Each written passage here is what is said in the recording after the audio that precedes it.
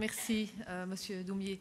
C'est vraiment un plaisir pour moi d'être parmi vous ce matin, devant une salle si remplie. D'autant plus que cette journée s'inscrit aussi dans le cadre de cette chaire. Et je voudrais rajouter un tout petit mot par rapport à ce qui a été dit. Je pense qu'une des spécificités des petits riens, c'est son caractère novateur. Déjà, il y a, vous vous rappelez, combien d'années? 78 ans. Je pense qu'avoir une chaire, c'est une entreprise d'économie sociale qui est venue nous chercher. On a beaucoup de chaires à l'université, mais en général, elles sont soutenues par des entreprises pharmaceutiques, des entreprises dans le domaine de l'assurance. Et ici, c'est une entreprise d'économie sociale. Et je crois que vraiment, il y a là une démarche de pionnier que je voudrais saluer. Et je suis sûre qu'une entreprise comme les petits riens, mais d'autres entreprises d'économie sociale, bien sûr, ont beaucoup de choses à apprendre à l'université. Et bien sûr, nous espérons aussi que ce dialogue va permettre de fortifier le déploiement du secteur. Et donc, je me réjouis de ce partenariat qui va se déployer dans les années qui viennent. Alors, pour ce matin, attendez, on m'a demandé de planter le décor sur la notion d'économie sociale, d'entreprise sociale. Et donc, je vous propose une démarche en 3 temps.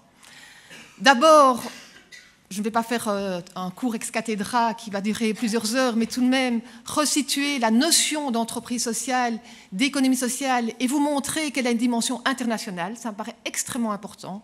Ce que nous vivons aujourd'hui, ce n'est pas uniquement au niveau d'Anderlecht, Odile, mais c'est l'ensemble de l'Europe, même au niveau mondial, et donc ça me paraît très important de retracer ce contexte. Ensuite, dans un second temps, je vais tenter de vous persuader, si c'est nécessaire, de vous montrer que ces entreprises sont un vrai acteur économique. Et donc, je vais vous inviter à une vision large, étendue de l'économie. Et enfin, pour terminer, je déploierai quelques défis qui me paraissent tout à fait importants pour l'avenir de ces entreprises. Alors, quand on parle d'économie sociale, on a généralement un consensus pour dire qu'il y a certaines valeurs ou principes qui inspirent ces modèles de fonctionnement. D'abord, le premier principe, c'est celui de finalité de service aux membres ou à la collectivité plutôt qu'un outil de rapport financier. Alors, qu'est-ce que ça veut dire? Ça ne veut pas dire que l'entreprise ne doit pas être en équilibre financier, même qu'elle ne peut pas faire de bénéfices, mais que le moteur premier est bien cette finalité sociale, et non l'entreprise comme un outil de rapport financier pour maximiser le retour financier sur le capital investi. Deuxième trait très important, c'est celui de l'autonomie de gestion. Ces entreprises sont différentes, tant des pouvoirs publics que des entreprises à but lucratif, et ont une certaine autonomie de gestion par rapport à ces entités. Ça ne veut pas dire qu'ils ne peuvent avoir des liens, j'y reviendrai, mais cette autonomie de gestion est vraiment fondamentale. Troisième trait qui caractérise l'ADN de l'économie sociale, c'est ce qu'on appelle la démocratie économique. Donc ça veut dire qu'à l'intérieur de l'entreprise, notamment dans l'AG ou dans le conseil d'administration, votre pouvoir de décision ne dépend pas du nombre d'actions que vous avez dans votre poche, mais que généralement, c'est le principe d'une personne, une voix qui prévaut dans ce type d'entreprise. Alors, généralement, on associe cela à certains statuts juridiques qui devraient respecter ces principes. Il s'agit des statuts de coopérative, mutuelle, association, société à affinité sociale en Belgique et fondation. Alors, qu'est-ce que ça représente? Ici, vous avez en rouge la proportion d'emplois créés en Belgique au sein de l'économie sociale. Et vous voyez bien, évidemment, que c'est un secteur moins important que le secteur privé à but lucratif et le secteur public, mais ça représente quand même pas loin de 12% de l'emploi. De manière encore plus intéressante, si on s'intéresse à la dynamique de l'emploi, vous voyez qu'à nouveau, ce sont les barres en rouge, la dynamique de la création d'emplois est plus rapide dans ce secteur-là que dans les autres secteurs. Donc si je prends tout à fait à droite la période entre 2009 et 2013, vous voyez qu'il y a une augmentation de 2% de l'emploi en économie sociale, un peu moins d'1% dans le secteur privé à but lucratif et une chute de l'emploi dans le secteur public. Et donc on peut dire aujourd'hui que quand on parle de création d'emplois, le secteur de l'économie sociale est un secteur qui compte. Alors, économie sociale, pourquoi entreprise sociale ? Et c'est vrai que ce concept, cette notion se répand dans tous les pays. On parle de plus en plus de la notion d'entreprise sociale. Alors, il n'y a pas, je dirais, une définition bien stabilisée, mais on reconnaît que dans le secteur de l'économie sociale, il y a des dynamiques de plus en plus entrepreneuriales, avec une réelle prise de risque économique, souvent avec un caractère innovant, mais cette prise de risque économique est centrée sur des finalités sociales. Alors, la plupart de ces entreprises sociales s'ancrent dans le secteur de l'économie sociale, mais c'est vrai que les frontières aujourd'hui sont plus poreuses, et donc on peut éventuellement avoir des statuts plus commerciaux qui entrent dans cette dynamique d'entreprise sociale. Alors, si on reprend un grand classique dans l'entrepreneuriat, à savoir Joseph Schumpeter, voilà comment il définissait les entrepreneurs. Il ne pensait pas aux entrepreneurs d'économie sociale, mais voilà sa définition. Ce sont des personnes qui implémentent des nouvelles combinaisons dans les processus de production. Il proposait une typologie, et de manière peut-être un peu surprenante, cette typologie peut s'adapter aussi aux entreprises sociales. Il disait d'abord, l'entrepreneur, c'est celui qui développe des nouveaux produits ou des nouvelles qualités de produits. Alors, prenons l'exemple du recyclage, qui est vraiment important ici pour les Leptyrien. Il est très clair que ces entreprises sociales ont été tout à fait pionnières dans le domaine du recyclage. Prenons aujourd'hui le cas de l'énergie verte. Nous avons énormément de coopératives qui s'intéressent à ce domaine et qui défrichent ce domaine aussi des énergies vertes. Dans l'aide aux personnes, que ce soit aux personnes âgées ou à la petite enfance, beaucoup d'innovations sociales sont portées par des entreprises sociales. Nouvelles méthodes d'organisation, pensons à l'insertion par l'économique. C'est vrai que quand on parle d'entreprise sociale, un des champs emblématiques, c'est celui de l'insertion. C'est quoi l'insertion? Vous l'avez rappelé en quelques mots, c'est très simple, c'est de dire il y a des personnes sans emploi, mais ce qu'elles demandent, ce n'est pas une formation, c'est un travail. Et c'est vrai que ces entreprises sociales ont été les premières, en fait, à inventer le concept de politique active d'emploi. Ça n'existait pas il y a une vingtaine d'années, disant ces personnes vulnérables, ce qu'elles demandent, c'est une mise à l'emploi. Et ces entreprises sociales, dans tous les pays, notamment, surtout au niveau européen, ont vraiment les premières déployé en fait les premières politiques actives d'emploi. Pensons aussi aux circuits courts. Aujourd'hui, ces coopératives qui rassemblent par exemple des producteurs locaux et des consommateurs pour créer des filières durables de production agricole. Il s'agit de nouvelles méthodes d'organisation parce qu'on met en lien des producteurs et des consommateurs de manière innovante. Nouvelles relations sur le marché aussi, le commerce équitable, les finances solidaires, l'importance des clauses sociales dans les marchés publics sont autant de créneaux qui ont été portés par des entreprises sociales et qui tentent de réinventer la relation de type marchande. Alors, lorsque on regarde sur une vision un peu de long terme, on voit que ce qui est très important, c'est de dépasser l'échelle de l'entreprise sociale et donc se poser la question de l'institutionnalisation de ces entreprises dans l'économie. Et c'est vrai que les fédérations d'entreprises ont joué un rôle très important pour, en fait, visibiliser leur action, exercer un plaidoyer par rapport à ce type d'économie. Ainsi, oh là là, ça va trop vite là. Il y a eu des déploiements de fonds, d'accès au capital. Ces entreprises ont besoin d'un accès au capital et parfois l'accès au capital était compliqué. Et donc des nouveaux fonds, que ce soit publics ou publics-privés, se sont déployés pour permettre l'accès au capital. Des politiques publiques promouvant l'accès de ces entreprises sociales aux marchés publics locaux. On voit qu'au niveau international, les marchés publics locaux sont très importants pour les entreprises sociales, et donc il a fallu penser la place de ces entreprises dans ces marchés publics. Dans certains pays, il y a vraiment eu des politiques très volontaristes centrées sur l'économie sociale ou les entreprises sociales. Je pense à Tony Blair en 2002, qui a vraiment déployé une stratégie pour l'entreprise sociale, faisant un des axes de sa politique économique. Autre fait qui est symptomatique de la reconnaissance de ces entreprises, c'est que des nouveaux cadres légaux sont apparus. Alors, ces cadres légaux avaient comme spécificité qu'ils étaient des cadres légaux commerciaux, mais qu'on reconnaissait qu'il y avait moyen de faire du commerce avec une finalité sociale, pas uniquement une finalité lucrative.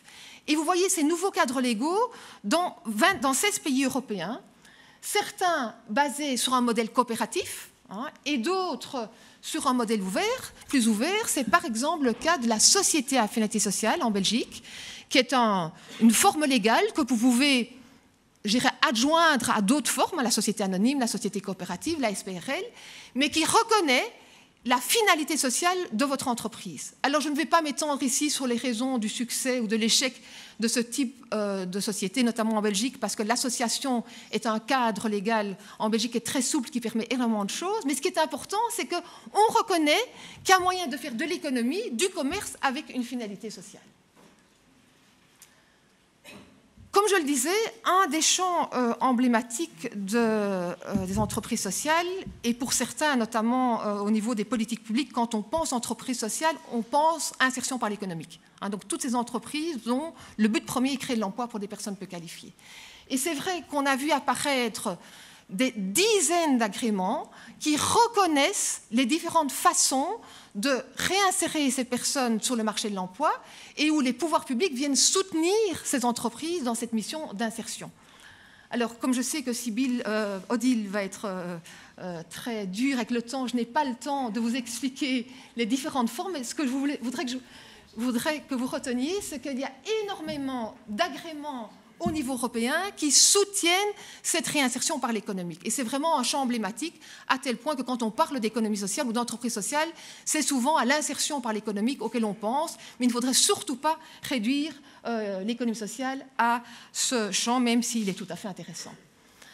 Alors, pour terminer cette partie un peu contextuelle, je voudrais attirer votre attention sur une initiative au niveau européen qui a fait énormément de bruit en son temps, en 2011. Il y a eu une grande conférence qui visait à lancer une initiative pour l'entrepreneuriat social visant à construire un écosystème pour promouvoir les entreprises sociales au cœur de l'économie et de l'innovation sociale. Toute une série de déclarations et de dispositifs dont je vous passe les détails, mais pour vous dire que cette thématique n'intéresse pas que les petits riens, mais vraiment une thématique qui est portée au niveau européen.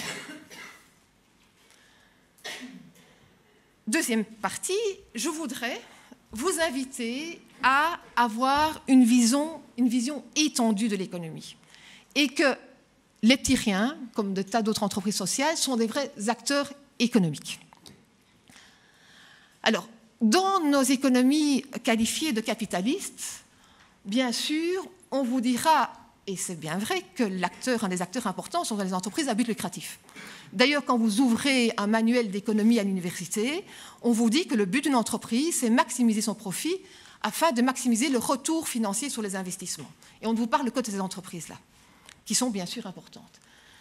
Celles-ci reposent principalement sur des ressources marchandes. Alors, on sait bien que le marché a ses failles, ses limites.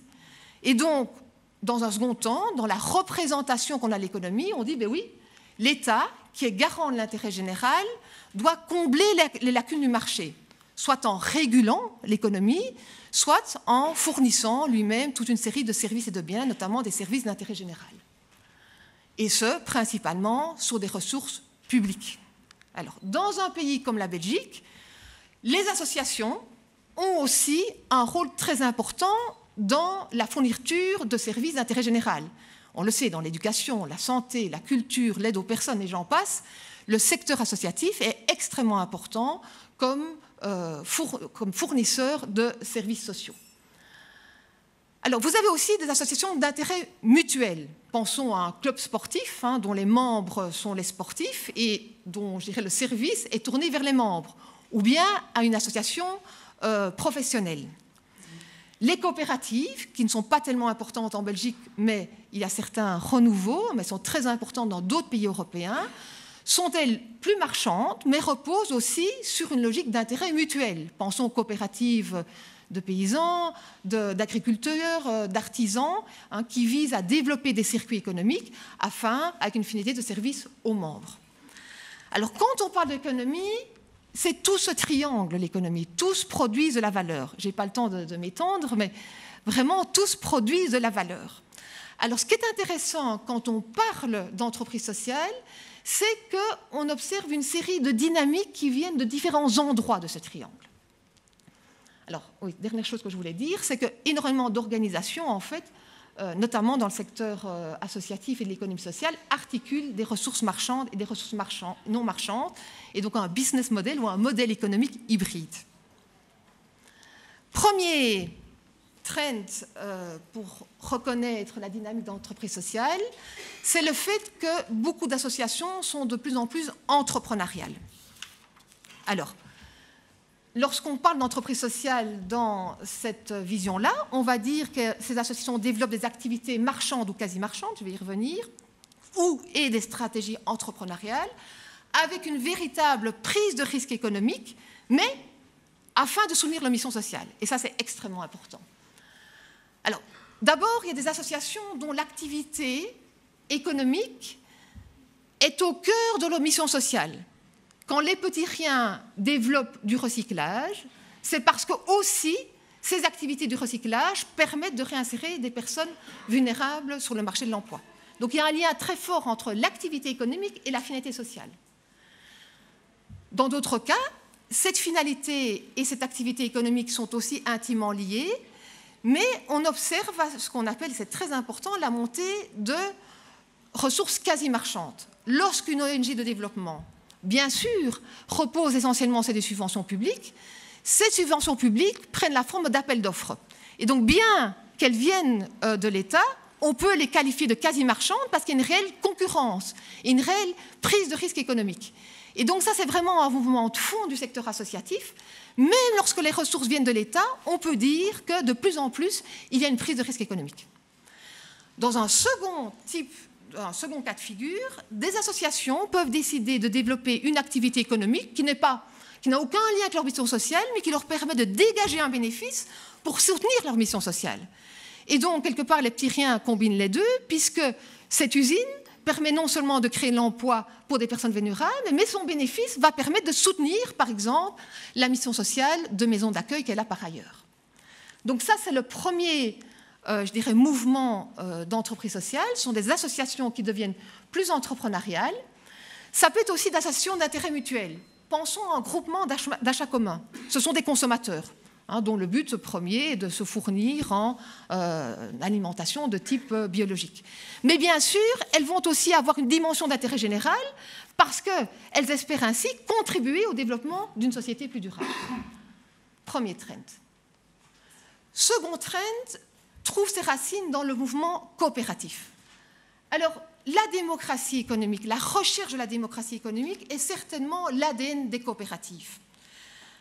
Dans ces coopératives qu'on va qualifier de sociales, ce qui va être spécifique, c'est qu'elles vont combiner un service aux membres, mais aussi un service d'intérêt général, à l'ensemble de la communauté, voire à un groupe cible spécifique. Dans certains cas, ces coopératives vont réunir des membres d'un seul type. Pensons aux coopératives citoyennes éoliennes. Ce sont des citoyens qui se mettent ensemble pour accéder à l'énergie verte, mais elles espèrent aussi contribuer ainsi au développement d'une société plus durable. Il peut aussi y avoir plusieurs types de membres. Dans une coopérative de circuit court, comme je l'expliquais, il y a des producteurs et des consommateurs. Donc il y a un rapport à l'activité économique qui est un peu différent. Donc là, on a le deuxième mouvement qui qualifie l'entreprise sociale. Ce sont des coopératives qui vont être vont en tout cas marquer leur finalité de service, non seulement aux membres, mais à l'ensemble de la collectivité, donc vont s'ouvrir vers l'intérêt général. Troisième type de logique, et c'est un dessin que j'ai laissé le vocable anglais parce que je crois qu'il est parlant, c'est celui de social business. Là, ce sont des entreprises détenues par des actionnaires qui développent des activités, mais avec une primauté de la finalité sociale. Différents types. On peut avoir des PME qui, en effet, combinent une finalité lucrative avec une primauté de la finalité sociale. Pensons à une PME de commerce équitable. Quand vous parlez avec l'entrepreneur, cette personne vous dira bien souvent, oui, bien sûr, je cherche un bénéfice, mais je suis prête, ma finalité sociale, le commerce équitable est important et je suis prêt à sacrifier une partie de mon bénéfice pour remplir cette finalité sociale.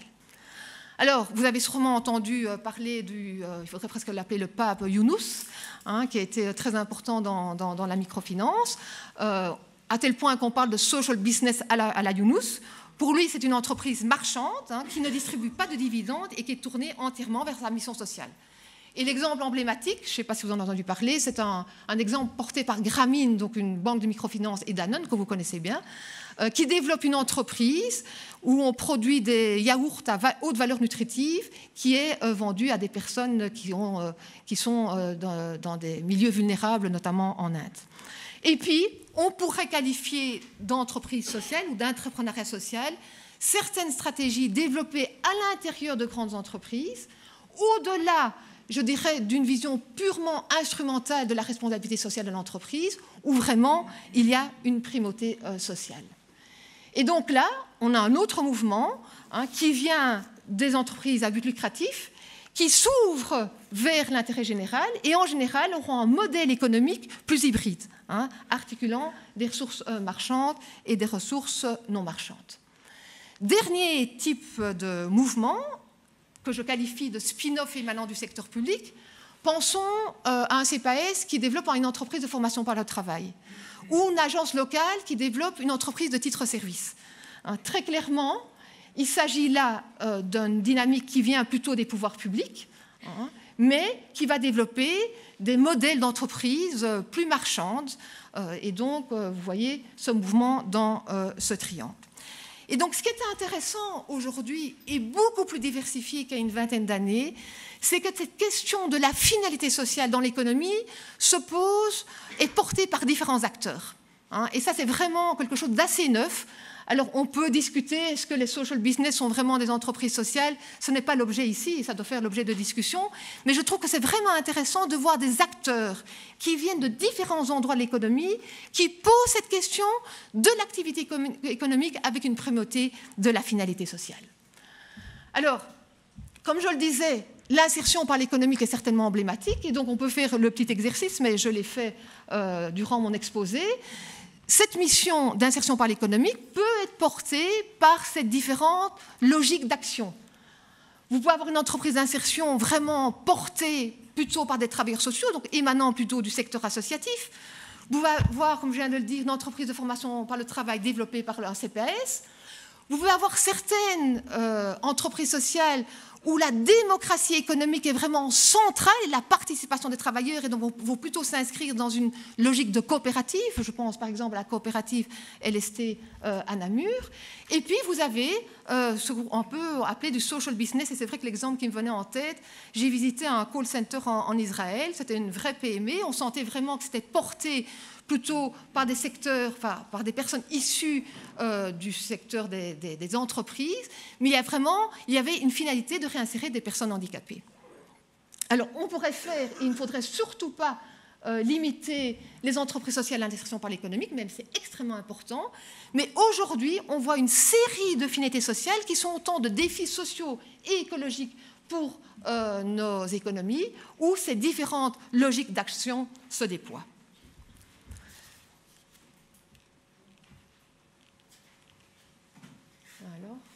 Voilà. Troisième partie. J'ai évidemment pas les quelques minutes qui me restent. Odile, je ne sais pas combien de temps il me reste. Au moins 5 ans. Non. Je voudrais souligner 3 défis. Un défi d'ordre économique, un défi, je dirais, concernant la mission sociale, et un défi, si je pouvais reprendre ce mot, concernant une dimension politique. Parce que l'entreprise sociale, ce n'est pas uniquement important pour elle-même. Elle est importante parce qu'elle interpelle l'ensemble de la société. Quand on parle d'entreprise sociale, il y a un consensus pour dire que la question de la prise de risque économique est vraiment quelque chose de central, mais que celle-ci est centrée sur une finalité sociale.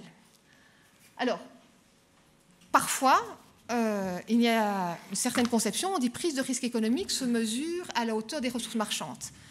Et une entreprise sociale sera d'autant plus efficace à la hauteur de ses ressources marchandes. Alors, bien sûr que les ressources marchandes sont importantes, et certainement et quasi marchandes. On sait bien que les entreprises sociales, c'est un type de ressource qui est extrêmement importante. Mais si on limite la prise de risque économique aux ressources marchandes, il y a un risque très simple. On va limiter les entreprises sociales aux défis qui sont solvables par le marché. Et les autres, on va les laisser sur le côté. Et donc, il y a un vrai risque par rapport à un certain engouement sur l'entreprise sociale, disons, Peut-être qu'à l'entreprise sociale, on va pouvoir se passer des ressources non marchandes.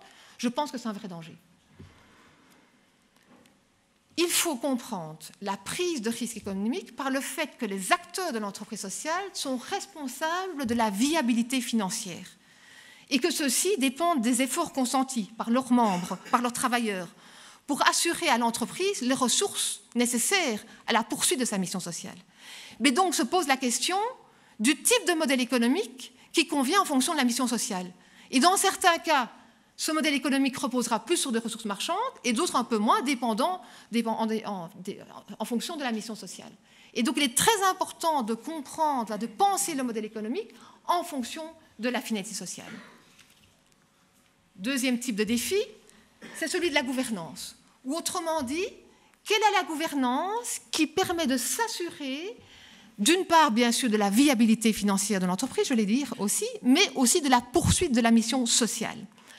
Et c'est vrai qu'il y a des dérives possibles, ce qu'on appelle en anglais la mission drift, notamment le fait que la pression économique étant telle que la mission sociale pourrait passer en second plan, ou aussi ces entreprises sociales sont soumises à des pressions concurrentielles très importantes, parce que, et les petits en savent quelque chose, souvent ces entreprises ont défriché des nouveaux marchés, avec beaucoup d'investissements financiers, humains. Et puis, dans un second temps, quand le marché est défriché, assez naturellement, il y a des mécanismes économiques qui arrivent et des entreprises lucratives se disent « mais tiens, il y a là un potentiel de solvabilisation, j'entre aussi dans le marché ». Et donc, toute la question, c'est cette question de coexistence d'entreprises avec des missions différentes. Comment, dans un marché public, faut-il prendre en compte ces missions différenciées? Et est-ce qu'il faut le faire? Et c'est un vrai débat, notamment au niveau européen. Alors, face à une possible dérive, les recherches au niveau international nous disent quand même certaines choses. Bon, je l'ai déjà dit, mais au risque de taper sur le clou, l'importance du modèle économique approprié, l'autonomie des structures de gouvernance, que ce soit par rapport au pouvoir public ou aux entreprises à but lucratif, une certaine limitation des droits des actionnaires et contraintes sur la distribution des profits. Si vous n'avez pas cette contrainte, il y a un risque que les actionnaires vous disent « Attendez, il faut du chiffre, il faut un retour financier important. » Et donc, évidemment, le danger de ce glissement de mission est plus important. Et d'ailleurs, dans tous les nouveaux statuts commerciaux dont je vous ai parlé il y a quelques minutes, vous avez une certaine limitation des droits des actionnaires. Ça ne veut pas dire qu'on ne peut pas rémunérer le capital, mais de manière limitée. Si vraiment votre finalité première est une finalité sociale, c'est normal qu'il y ait une limitation de ces droits. Et enfin, la question de la gouvernance, notamment la gouvernance participative, qui permet une construction collective de la finalité sociale.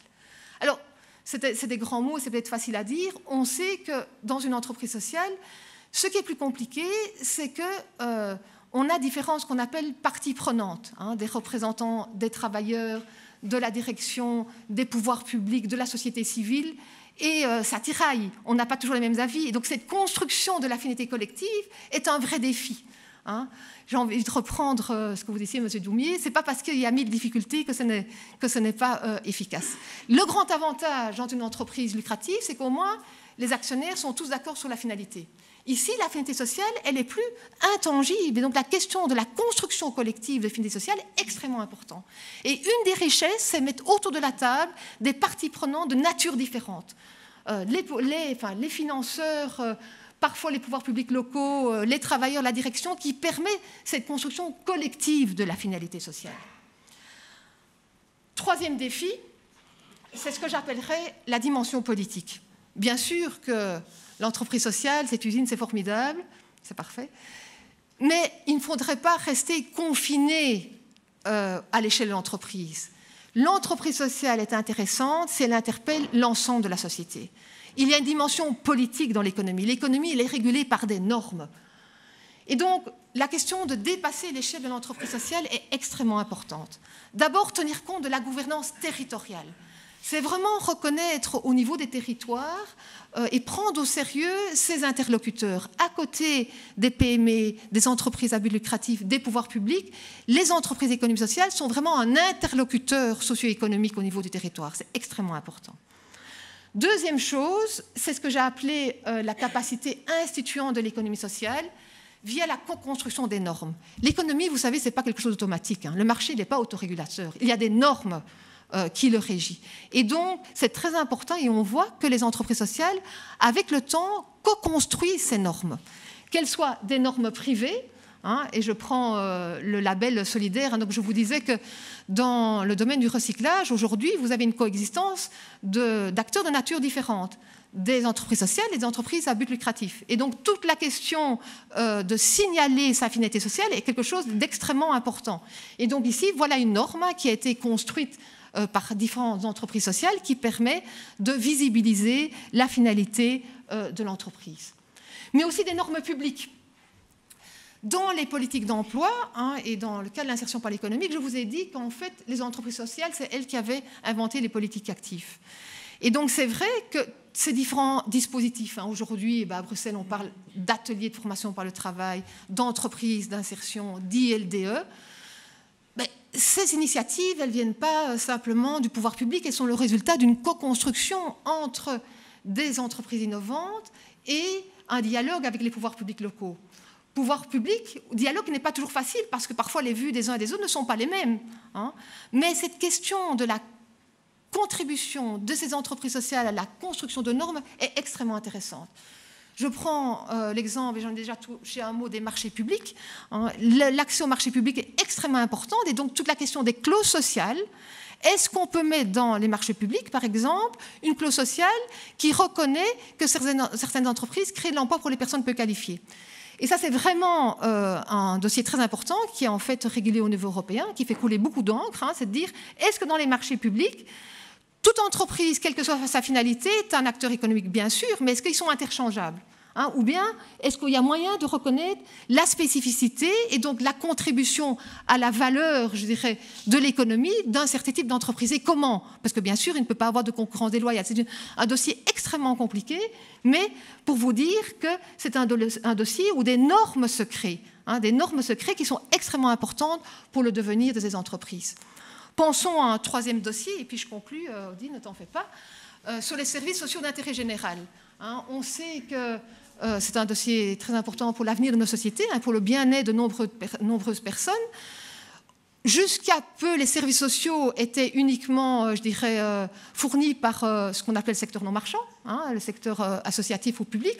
Aujourd'hui, on a des entreprises privées à but lucratif. L'exemple en Belgique, c'est celui des maisons de repos. Toute la question, c'est de dire comment réguler cette coexistence. Je prends un autre exemple très important, celui des mutuelles, les assurances. Est-ce qu'une assurance hospitalisation donnée par une entreprise, offerte par une entreprise privée à but lucratif, qui va sélectionner les risques et qui va ajuster la prime en fonction de votre profil de risque, est-ce que c'est le même service qu'une mutuelle ?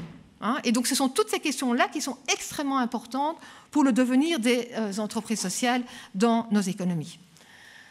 Alors, s'il y a moyen de conclure. Bon, je pense que toutes ces pratiques ne sont pas neuves, que depuis toujours, quand on regarde un peu l'histoire de l'économie, on voit qu'il y a eu des entreprises qui sont centrées sur une finalité sociale. Mais manifestement, ces thèmes, ces thématiques sont dans l'air du temps, et ce n'est pas étonnant dans la période de crise profonde, structurelle, multifactorielle que nous vivons. Et donc, c'est vrai que des acteurs découvrent ou redécouvrent que peut-être qu'il y a moyen de faire l'économique, de conjuguer dynamique entrepreneuriale et des finalités sociales. Je vous l'ai dit, les formes organisationnelles, les différentes logiques d'action dans mon triangle, les sectorielles aussi, les différents champs d'activité se diversifient. Alors, certains vous diront, et c'est l'objet de débat, est-ce que cette diversité croissante, ça je pense qu'elle est vraiment importante, mais est-ce que l'ouverture peut-être trop grande du concept sont peut-être une raison de son succès rapide ? Et que tout ce que je vous ai dit là dans le triangle, est-ce que toutes peuvent être qualifiées d'entreprises sociales ? Je ne vais certainement pas répondre à ça dans cette conclusion. Mais ce que je voudrais faire, c'est peut-être distinguer de manière un peu schématique, mais c'est une manière, je crois, de comprendre par où va le débat. On parle parfois de conception faible et conception forte du développement durable. On pourrait faire un peu la même chose que les entreprises sociales. Suivant une conception faible, on va dire, oui, l'entreprise sociale, en fait, c'est une entreprise comme une autre, elle est sur le marché, est formidable, elle sait intégrer une finalité sociale. Et le risque, je vous l'ai dit, c'est de dire, alors on va avoir une sélection. sélection des défis sociaux. Certes, certains défis sociaux, et tant mieux, peuvent être réinsérés, intégrés dans une telle perspective. Mais il y a un risque de sélection des défis en fonction de leur potentiel de solvabilisation. Vous l'avez compris, je vais évidemment plaider pour une conception forte de l'entreprise sociale et de l'économie sociale.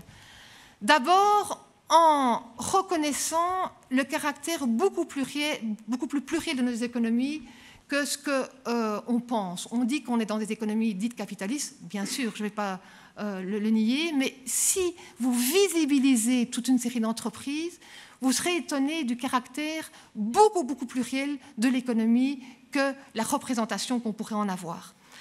C'est reconnaître aussi dans une vision forte que l'entreprise sociale produit des normes qui façonnent les choix fondamentaux de nos sociétés et l'équilibre nécessaire entre l'État, le marché et la société civile. Et donc, si on est ici, c'est bien sûr parce que l'inauguration de l'usine, c'est quelque chose d'important, mais parce que les petits riens, comme d'autres, interpellent profondément la société. Et donc, j'espère beaucoup que ce dialogue va se poursuivre.